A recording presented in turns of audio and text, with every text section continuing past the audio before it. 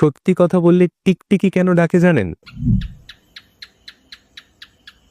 এই কাকতালীয় ঘটনার পিছনে লুকিয়ে রয়েছে খনা নামের এক সাংঘাতিক নারীর মর্মান্তিক লোককাহিনী। খনার জন্ম হয়েছে এখনকার পশ্চিমবঙ্গের দেউলি গ্রামে। অন্যদিকে উজ্জয়িনীর রাজা বিক্রমাদিত্যের সাম্রাজ্যের রাজ জ্যোতিষী ছিলেন বরাহ। তার পুত্র মিহিরের জন্মের পরে ভবিষ্যৎ গণনা করে তিনি দেখেছিলেন যে ছেলের আয়ু মাত্র 1 বছর।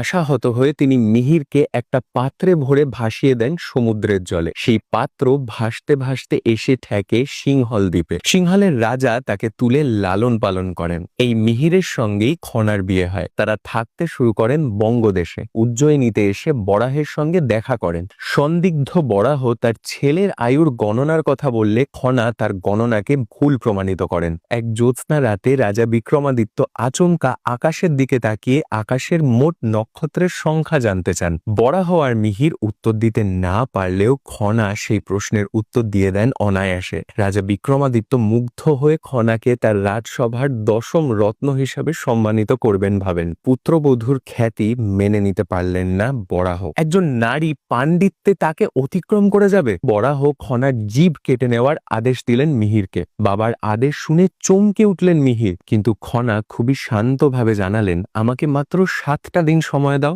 আমি এই দেশের কৃষক আর সাধারণ মানুষের জন্য অনর্গল কিছু বিষয় নিয়ে কথা বলতে চাই। এই 7 দিন আর 7 রাত্রির অনর্গল বচনই আজ খনার বচন নামে পরিচিত। 7 দিন পরে খনার জিভ কেটে নেওয়ার পরে সেই কাটা জিভ খেয়ে ফেলে একটা টিকটিকি। ফলে সে খনার জ্ঞান লাভ করে, কিন্তু সে তো আর কথা বলতে পারে না। তাই মানুষ সত্যি কথা বললে সে শব্দের মাধ্যমে তাকে বুঝিয়ে দেয় ঠিক ঠিক ঠিক। কথিত